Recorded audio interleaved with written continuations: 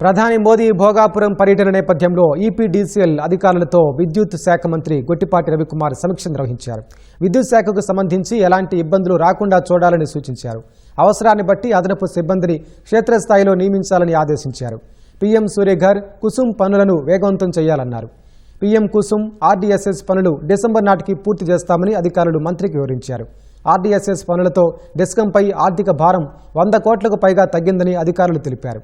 విద్యుత్ లాసులు అరికట్టేందుకు భూగర్భ లైన్లు వేస్తున్నామని మంత్రికి వివరించారు. శ్రీకాకుళం, విశాఖ, అనకాపల్లి, ఈస్ట్ గోదావరి జిల్లాల్లో పనులు కొనసాగుతున్నట్లు వెల్లడించారు.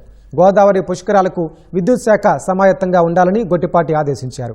మార్చి 2027 నాటికి పుష్కరాల పనులు పూర్తి కావాలన్నారు. పుష్కరాల సమయానికి కొత్తగా 19 సబ్స్టేషన్లు సిద్ధం చేస్తున్నామని అధికారులు తెలిపారు. విద్యుత్ శాఖలో ఉద్యోగాలు ఇప్పిస్తామంటూ డబ్బులు వసూలు చేస్తే దళారులను నమ్మి మోసపోవద్దని మంత్రి తెలిపారు. మెరిట్ ప్రామాణికంగానే ఉద్యోగాల భర్తీ చేపడుతున్నట్లు చెప్పారు. ఇప్పటి వరకు విద్యుత్ శాఖ పరిధిలో 450 కారుణ్య నియామకాలు ఇచ్చినట్లు వెల్లడించారు.